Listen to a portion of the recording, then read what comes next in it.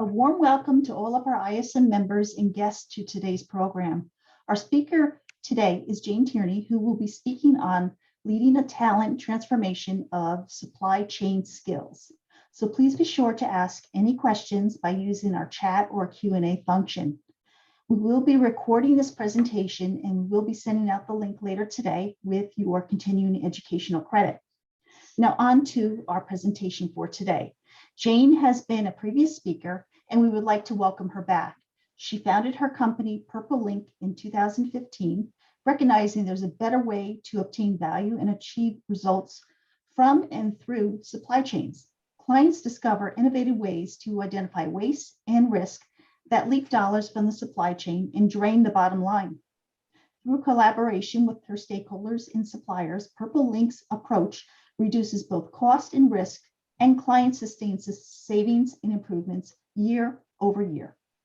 Jane has earned both of her industrial engineering and MBA degrees, and she is passionate about Lean and Six Sigma. She is a certified green belt and has both the CPSM and the CPSD certifications. At this time, I'd like to turn the program over to our speaker today, Jane. Thanks so much, Kathy. It's always a pleasure to be with you and ISM and all of New Jersey and all of the other members that attend these events. So you put on some great events. I'm happy to be part of that. So as Kathy said, I'm going to talk about learning transformation and skill building and employee development. And it's a really good time of year to talk about that because it's early in 2022 and people are thinking about what am I going to do this year? And if you haven't gotten all of your plans laid out, it's a good time to do that for the rest of the year, even though I can't believe 2 months is gone and we're already into March. So I'm going to talk about some of the current challenges we have, and I'm going to talk about why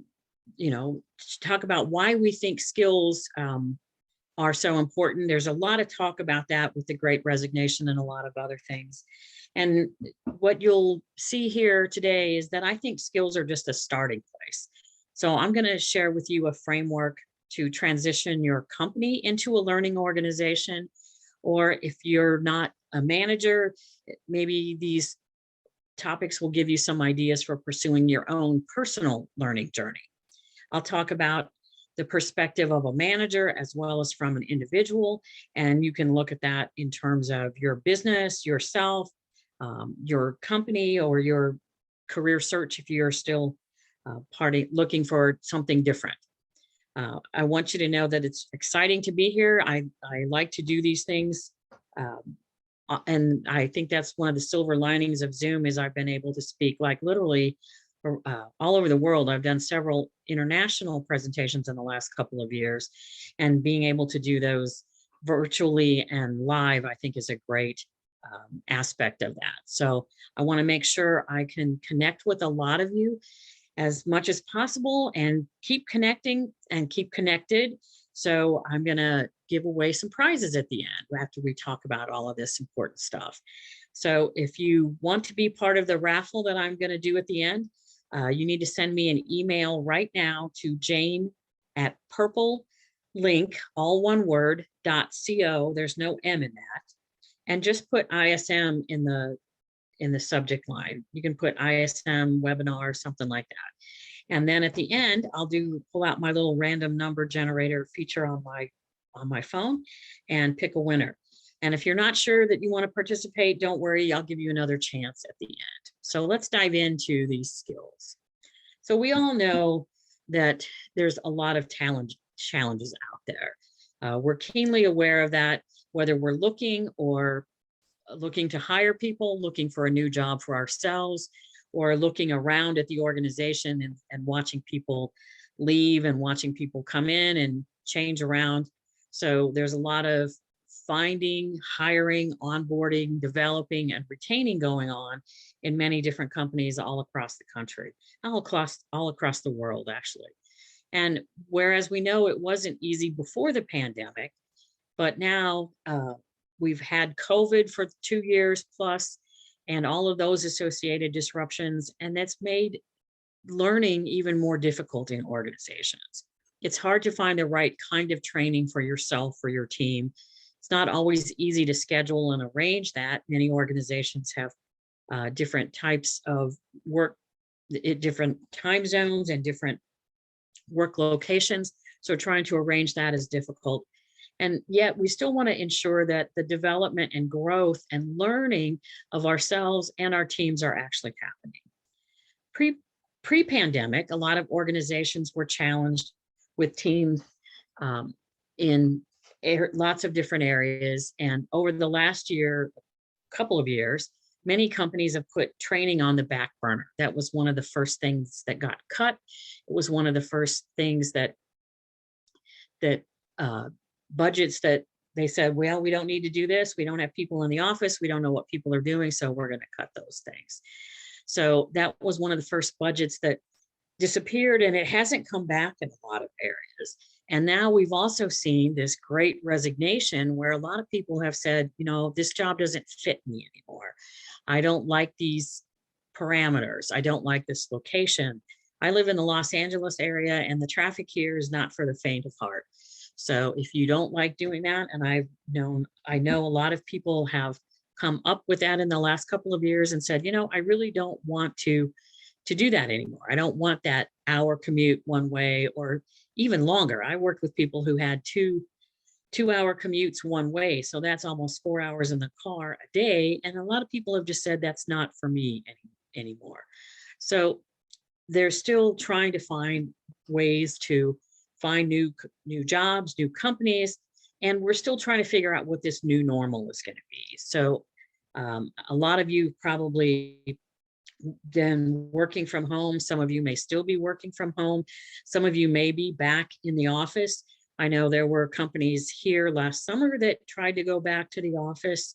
One client I worked with, they were getting back to the office. I started working with them in July of last year. Their goal was to be back on site in September, but we found a thing like Delta lurking around, and then it was Omicron.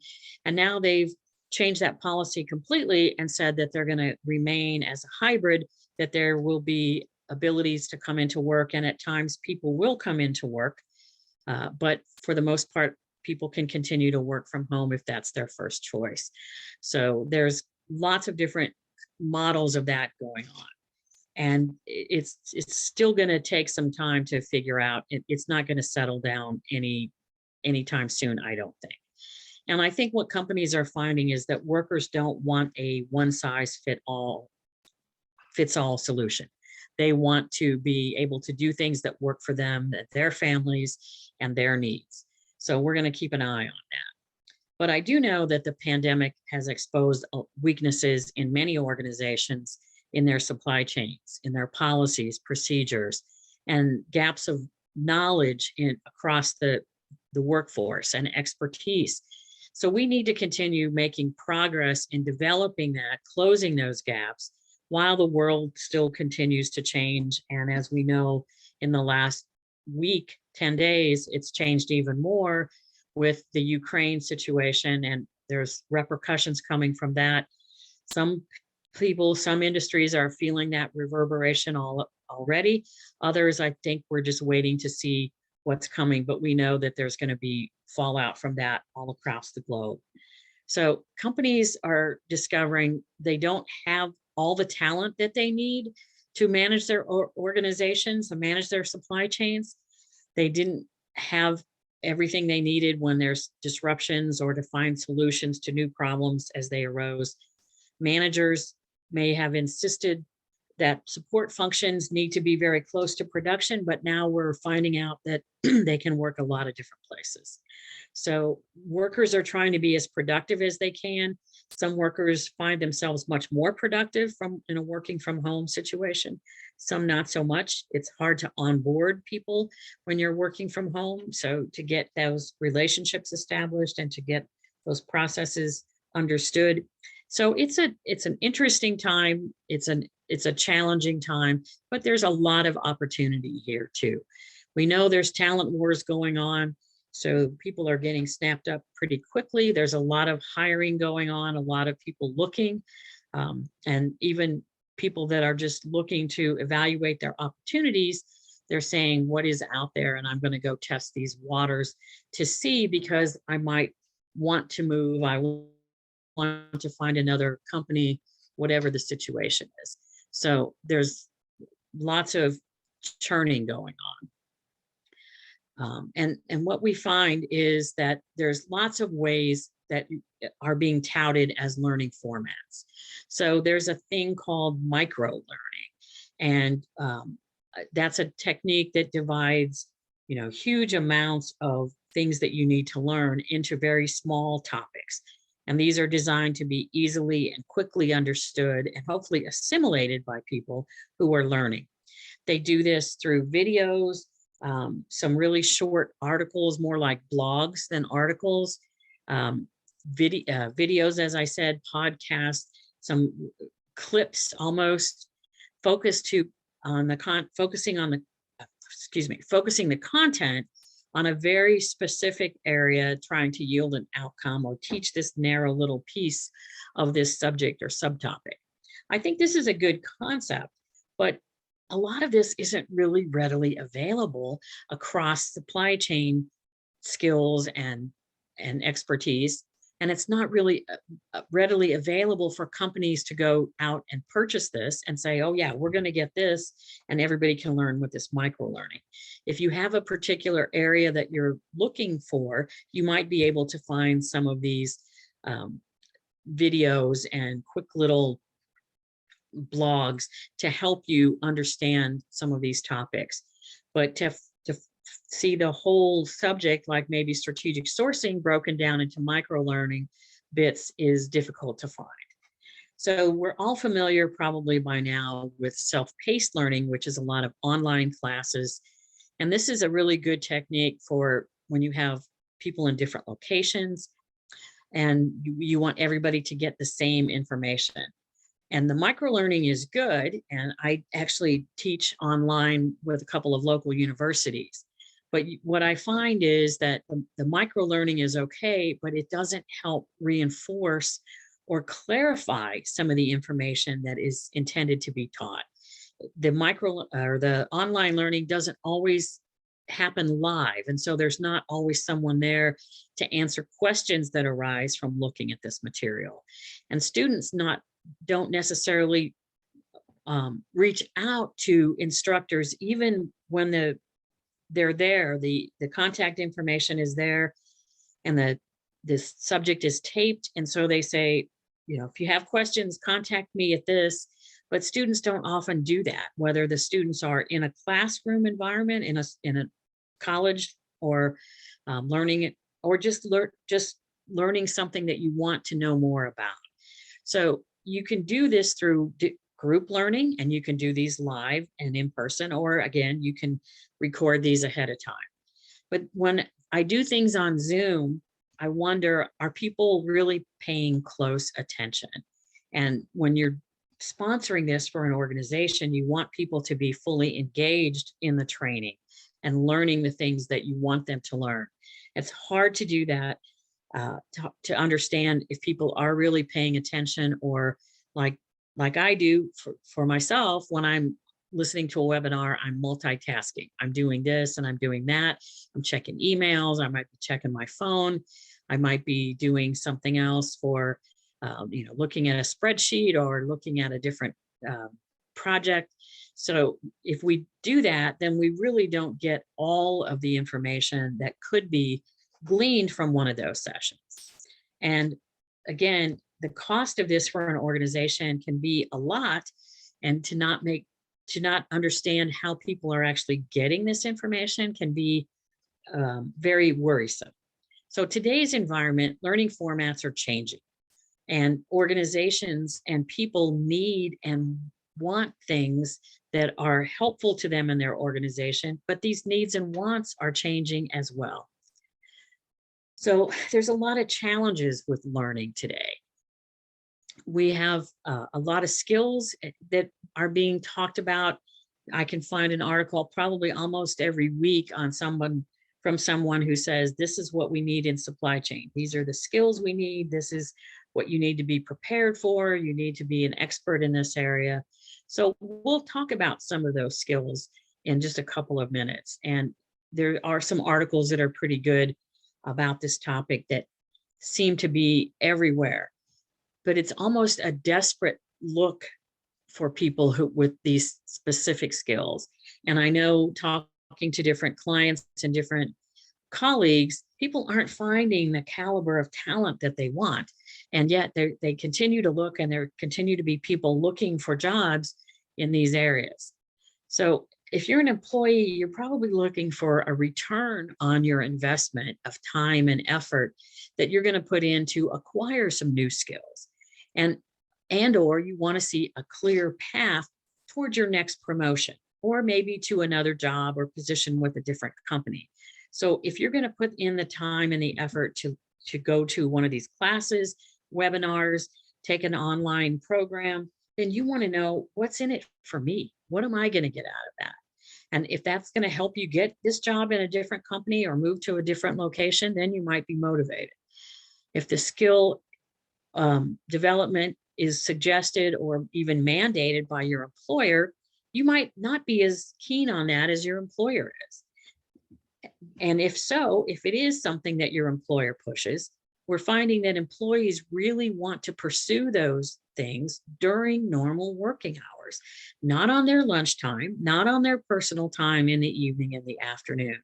They really want to differentiate that work time from their personal time. And if they're happy to take these courses and read these articles and things like that, but they want time during their normal work hours in order to do that, so that their personal time is for family, hobbies, and keeping that balance that a lot of us have learned to do and have gotten better at during the pandemic.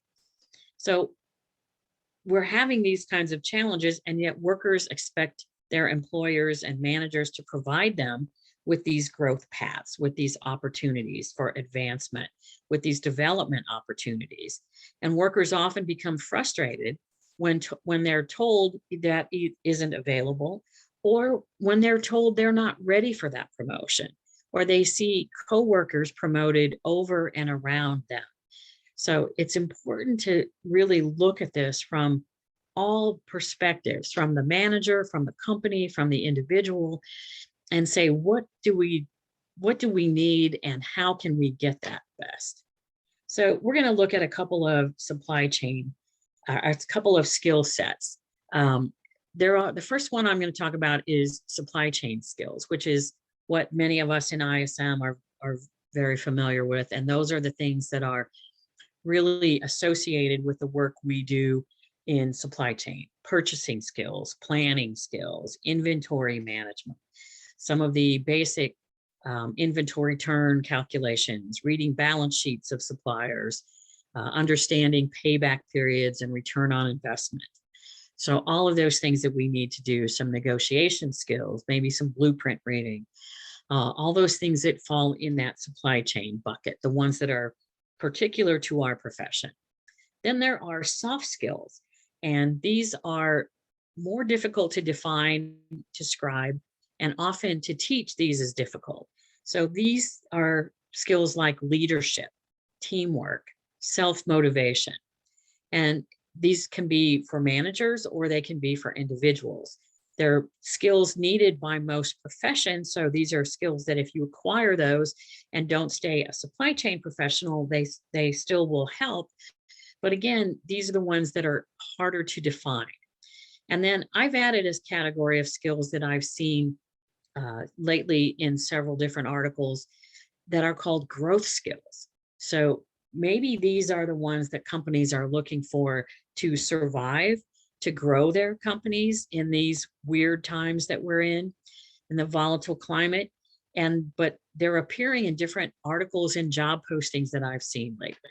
So I think these are some are fueled by the Great Resignation, but some are familiar and some are kind of over and above. So let's take a little bit of look at these. So we have several skills in demand. So the supply chain skills, again, I talked about things like planning and basic buying skills, but on a higher level, these are things like communication, which is very important, because we do a lot of communicating in supply chain. If you're a buyer, you send emails and you're on the phone. So your oral and written communications are very important. Ethics I put there at the top because that's always a very top priority for supply chain professionals. Managing stakeholders and influence is another one. Relationship building, because we work for one organization, but we have to work across organizations and across companies, working with suppliers and sometimes their suppliers, 3PLs and retailers and distributors. Lots of other companies come in there. Critical thinking is an important supply chain skill. Negotiation, basic business acumen, again, making sure that you make sound financial decisions. And when you're doing things like strategic sourcing, that you're making the correct choices, not just around price, but around value for your company. And then project management, because we all have schedules and deadlines and lots of things to do. Many companies have new products that they're launching or products that they're upgrading, and that all of these are projects that you need to participate on and contribute to. So those are important. And then some of these other skills that are in demand are more of these soft skills. And you'll see in the pyramid on the right hand of the screen, these are a lot of skills that come from different managerial definitions.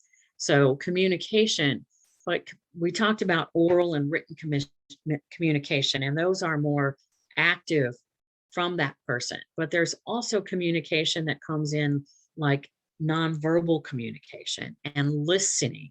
Being a good listener is very important too, because in supply chain, when we're dealing with suppliers, we often need to read between the lines to see what's really going on with the supplier and understand when there's opportunity for us to do something different, to check and to make some changes, or really read what the messages are.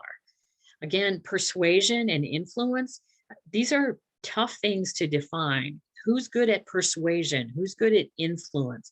What does that mean? What does that look like in the workplace? And how do you teach that? How do you teach someone to get better at that? These are difficult things for companies to tackle. Leadership is something we all look for in an organization, but again, it's one of those esoteric things that says, oh yes, this person has leadership and this person really doesn't, but why? And then how can I help someone that I don't see being a leader to be more of a leader? These are difficult things to communicate. These are difficult things to tell someone that they are lacking in these areas. And then it's really hard to say, this is how you can get better at that. Decision making is another skill that's a soft skill. Some people are good decision makers. Some people not so much. Some people make good sound decisions. They have good rationale, but they can't always tell you how they arrive at those decisions. Some people are decision avoiders. So we have to look at what works for our company and what do we need. If you work in supply chain or operations, you are probably good at working under pressure, because we always have pressure. There's always deadlines, there's always shortages, there's always challenges with this industry and with this profession. So, but some people thrive on that and some people don't.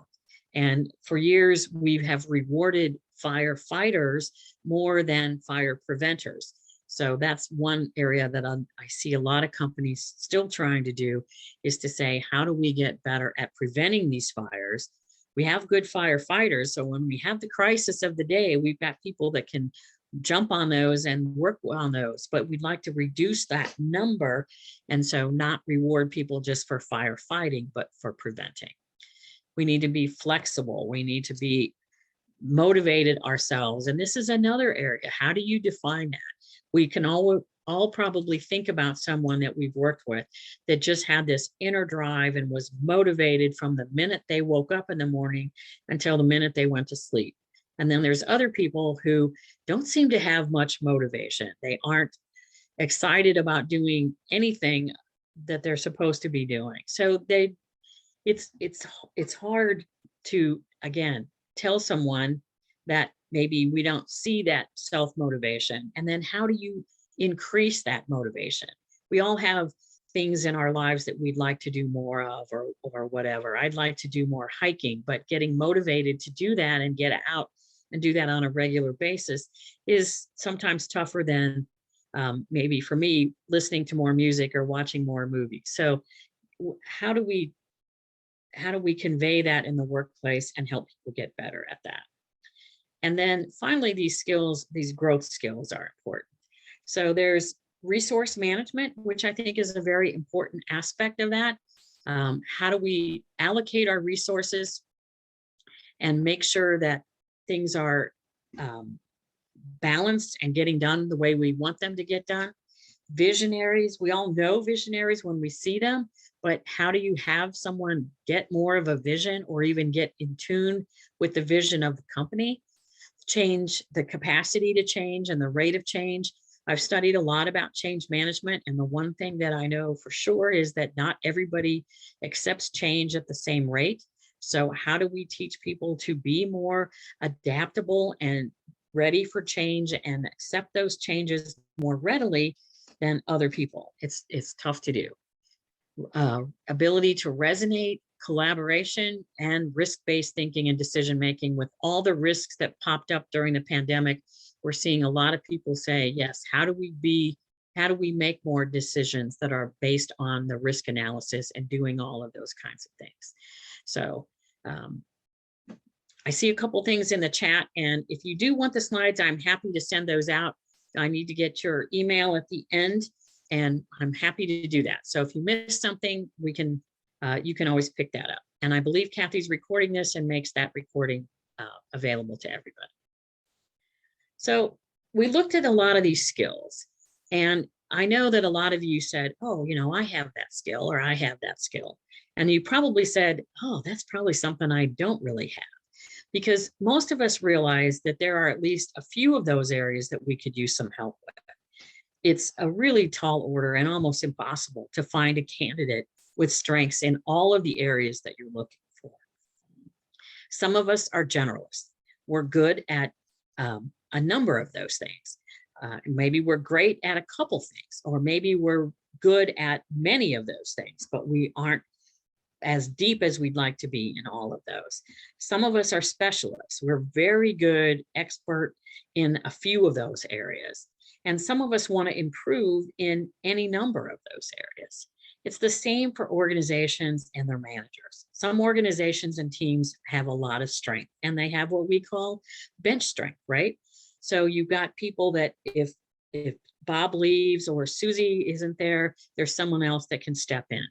But I've worked for some very large companies, and I've come across very few areas where they have a lot of bench strength. Many companies have some bench strength, but not across the board. And so some of you are thinking, oh, we're okay in our company. We've got some really good people and some sound expertise in these areas that really matter to us. And some of you are probably saying, wow, I wish we had a stronger team with, even some of those skills. So it's going to vary a lot, but it's not going to be the same for everyone. And everyone has areas where they can do better. So we look for, how do we define these gaps? It's not really good or bad, but it's important to understand where those strengths and weaknesses are. So you want to start with where your own strengths and weaknesses are, and then look at your team. So if you're a manager, you're responsible for helping develop your team.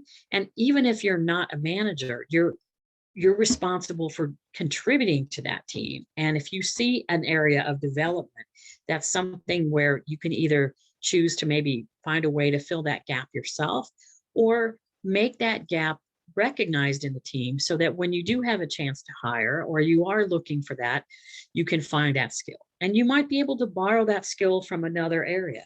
For example, if you don't have a lot of business acumen and understanding of things like ROI and inventory turnovers, you can find that expertise probably in the finance department.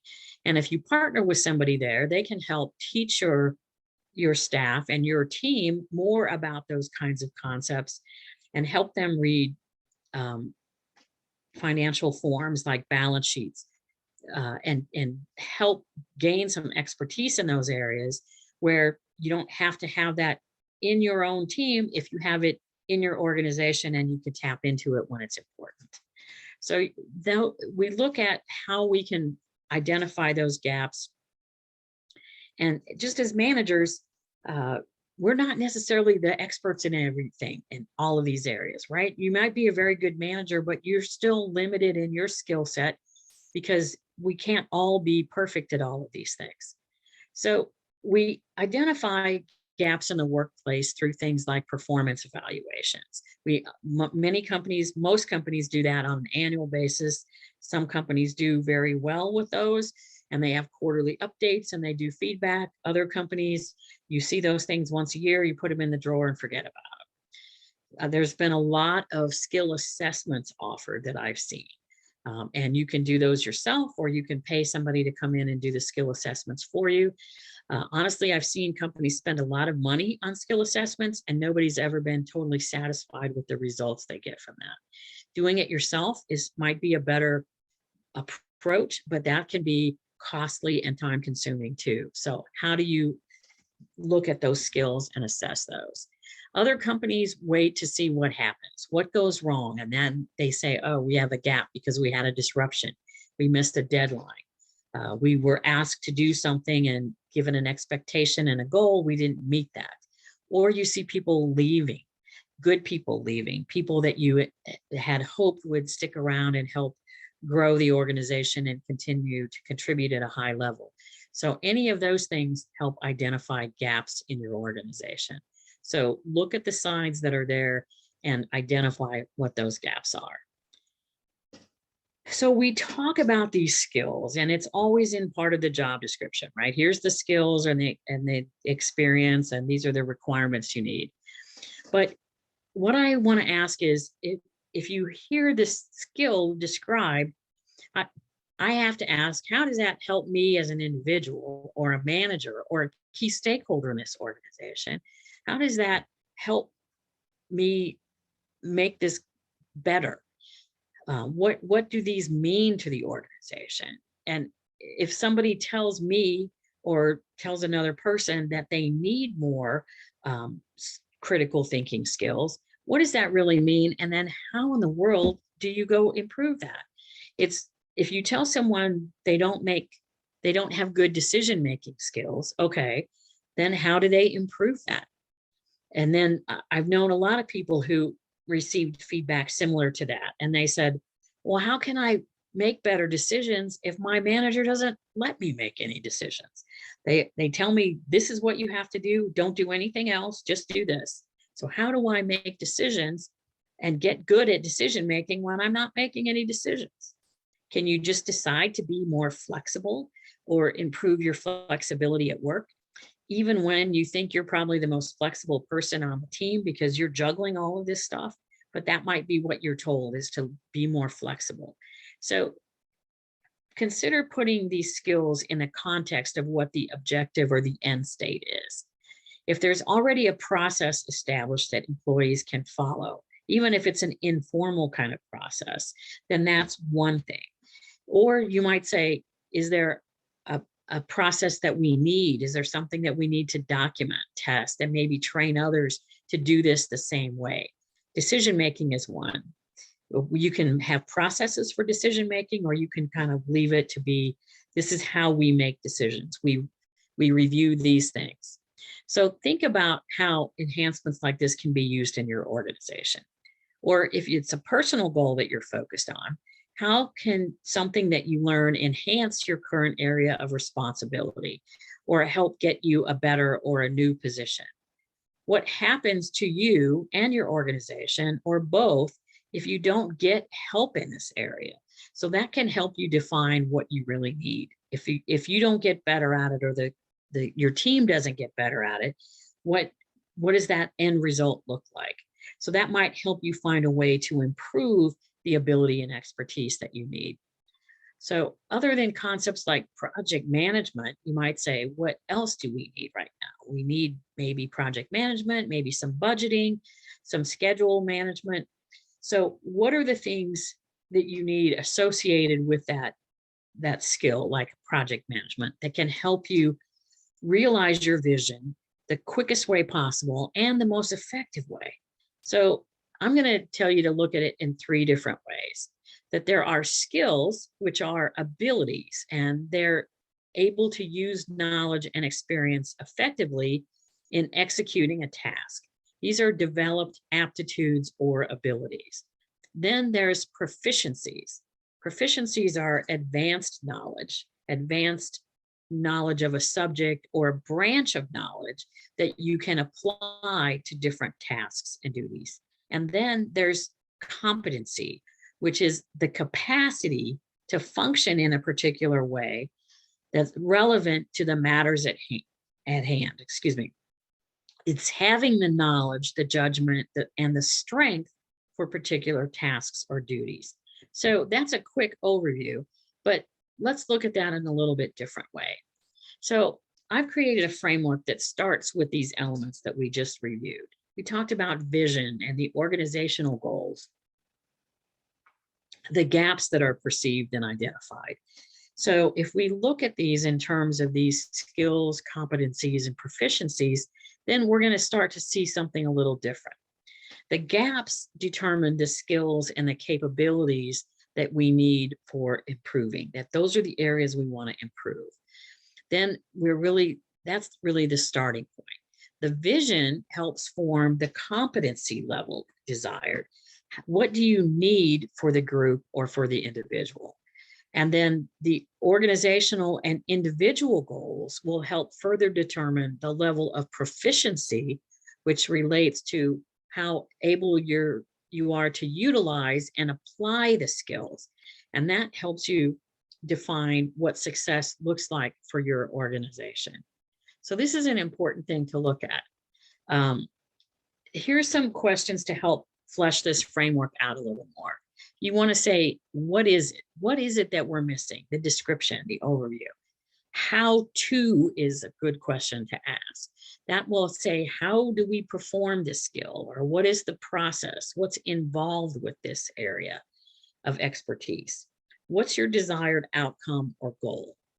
Do you have instructions, or is this something that you just do naturally? If it's done once successfully, is that good enough? Is that sufficient? Or is this something that we need to be able to repeat on a regular basis? How much coaching do we need or is permitted in this area? So do we have to refresh this skill, or once someone has this skill, is that going to be solid in there? And then who's going to make the assessment of the mastery of the level of attainment for that? And then can we measure that? So when we look at this, we start with the company vision, your organizational and your individual goals, because if the organizational goals and the individual goals aren't aligned and the individual doesn't support the organizational goals, then you're going to be starting from way behind and you're probably not going to get to where you want to be. So identify those gaps and then help focus in on that growth opportunity area. So what we've done is to pair these up. So the vision helps you define the competency. The organizational goals and the individual goals set that level of proficiency. Your gaps help identify the skills and the capabilities that you're missing in the organization. And then from this, you come up with your development plan so that you can figure out, how can I get better, or how can I help my organization get better? So here's an example. Negotiation. We see that skill defined a lot. Yeah, we need to be good negotiators, right? And if you're in ISM, you're probably related somehow to the purchasing or other supply chain aspects of that. And you say negotiation is a good skill to have. But what does that mean for any organization? What are you negotiating? Are you negotiating just a better price? And are you negotiating with a supplier who sells lots of things to my company? Or is it just one thing that they're going to sell to us? Are we negotiating from a theoretical situation, like this is a new proposal or a new product? Or are they coming back again to renew the contract because they built the part for the last 3 years? Our contract is up and we want them to build it again. Or maybe they provided a service for the last 3 years and the contract is up for renewal. So we're negotiating from a perspective of having historical performance data to include. So there's skills, but there's also competency needed by supply chain professionals. Negotiations vary from company to company, from industry to industry. In defense and government negotiations, for example, they're structured way differently than those sometimes in the high-tech industries. And the level of and the formality of that can vary all over the place. The size of the company you represent versus the size of the company you're negotiating with can vary a lot. And whether you're negotiating for goods or services, that can be different. So it's important to define what you need and what you want in terms of the negotiating. Then you want to look further. Do you need somebody to negotiate full time? A master or an expert that's going to set up a process and some teams and strategies for large scale negotiations that you do frequently?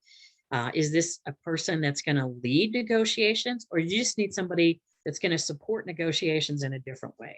Do you need somebody with a technical background that's going to be able to be your subject matter expert in that area?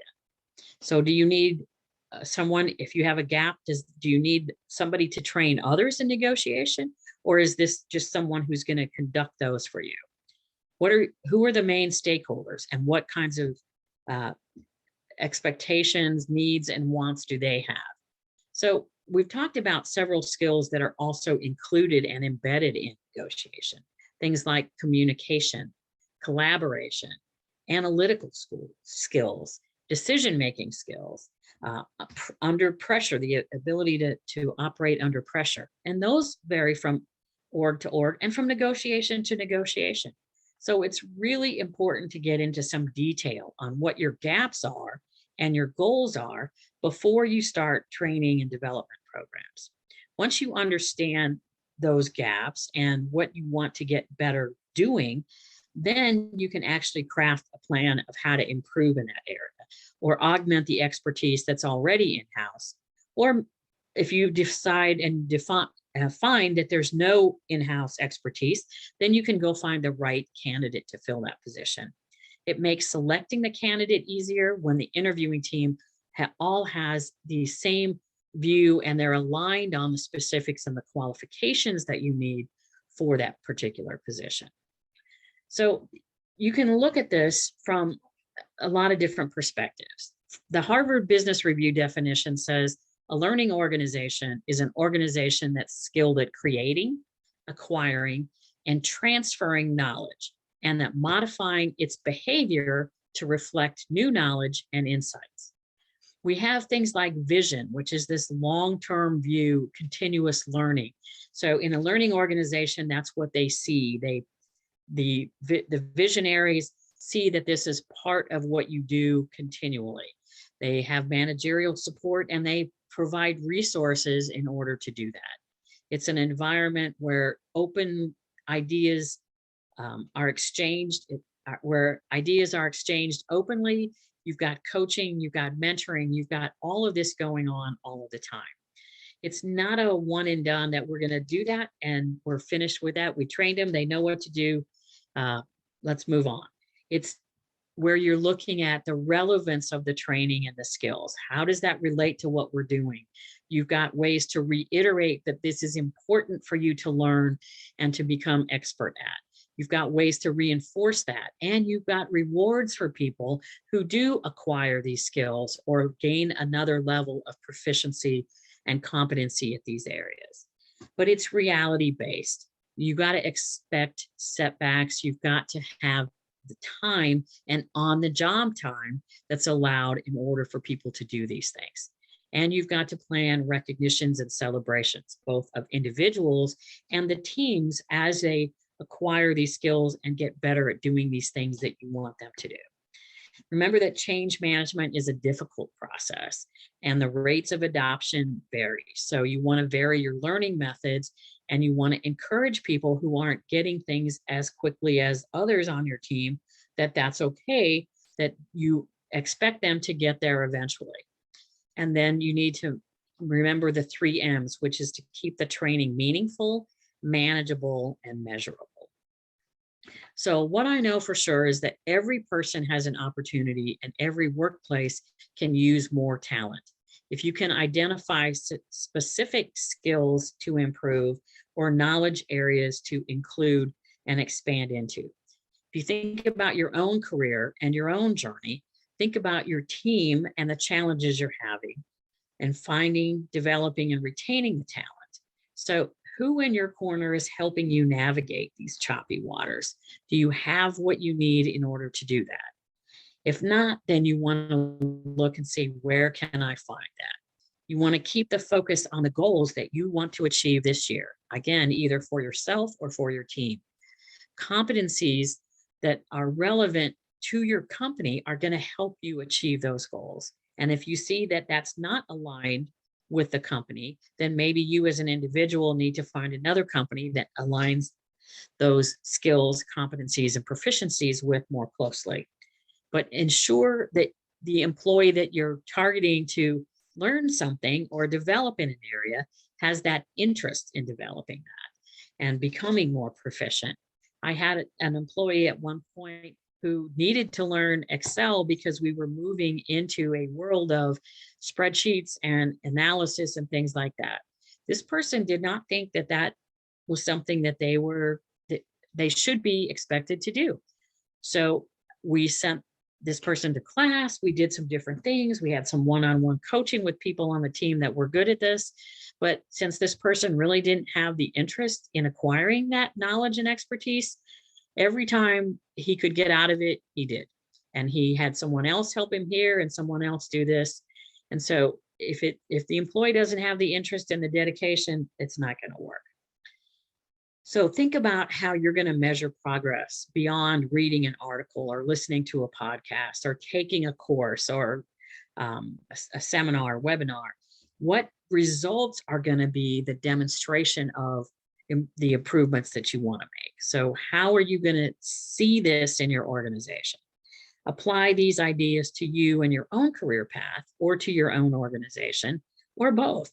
Development is not solely the responsibility of the company or your manager. And if you're not in a company or don't have a manager that supports your goals, then maybe you want to see if you can find that somewhere else. And if resources are available to you, then that's great. But just because you don't see these resources readily available, I always say you need to ask. I can't tell you how many times someone has told me, my company or my manager, we don't pay for that. They don't allow that. And because I teach things like CPSM and CPSD certification, and I teach some other things, there are funds available sometimes if you ask. I encourage you to do a little homework, put together a short summary of the costs and a short summary of what you expect to get out of this program or this investment that you want the company to make. And make sure that you outline why or how that's going to benefit the company as well as you. Don't ask in a staff meeting, hey, do we pay for memberships in ISM? Or do we have money to send us to the ISM conference? You want to do this one-to-one with your manager, or even maybe an HR manager for some of these things. You might be surprised at how readily a good manager can find a few dollars to pay for your certification course and your certification costs, or send you to that training class or a seminar. Remember, if you don't ask and ask with a sound justification, you just never know. So put your story together. If you'd like to talk more about this or another supply chain challenge, you can always schedule a free call with me at callwithjane.com. This link takes you to my calendar. You can pick a time that works for you. So if you're like a lot of companies and you're still in Q1 trying to figure out how we're going to be successful in 2022, you're looking at last year's performance, we're realizing that maybe we are coming from a pandemic to an endemic situation and we can do more things.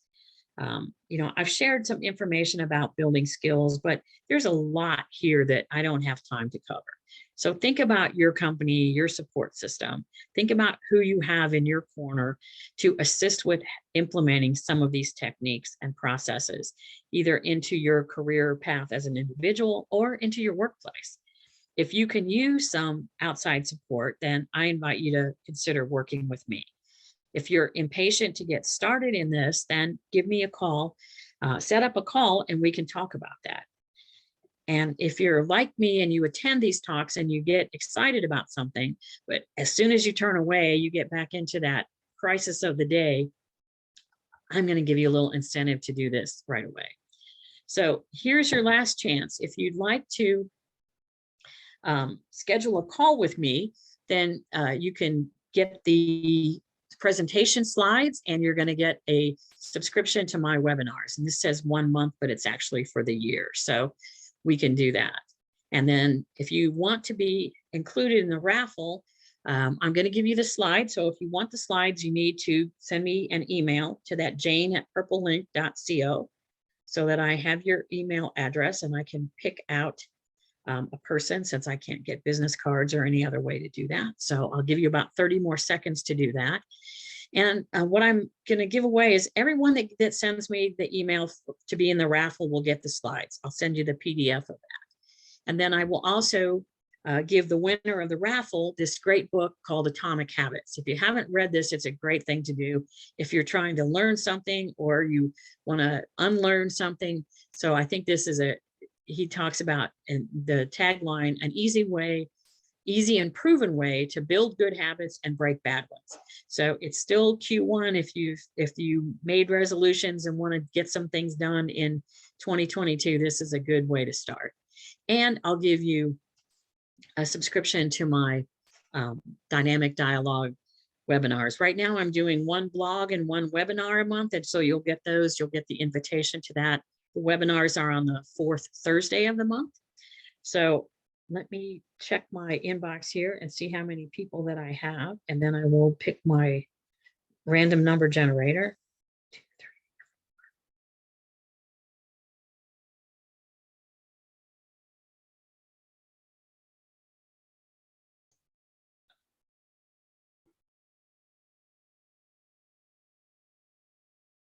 4. Okay, let's see what this says.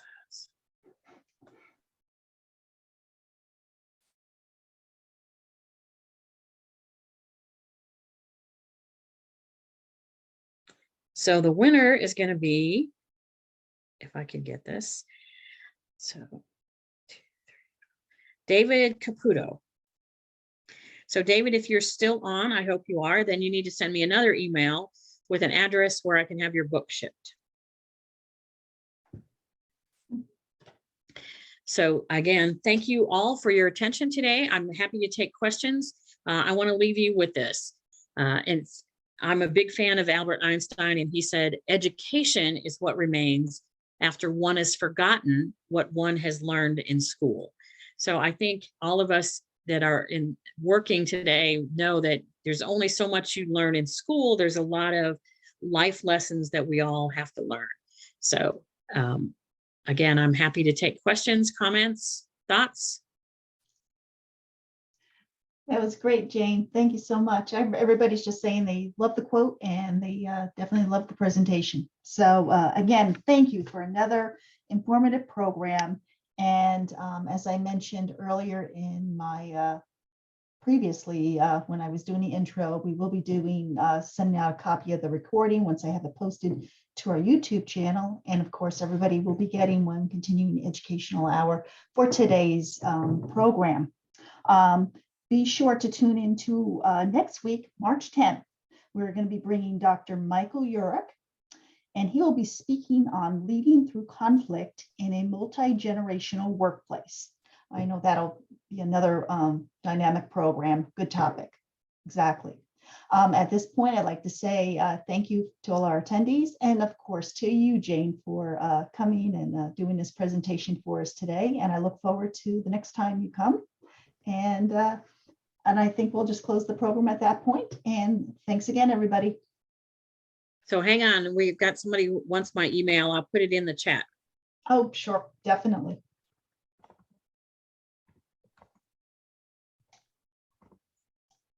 There it is. Okay, perfect.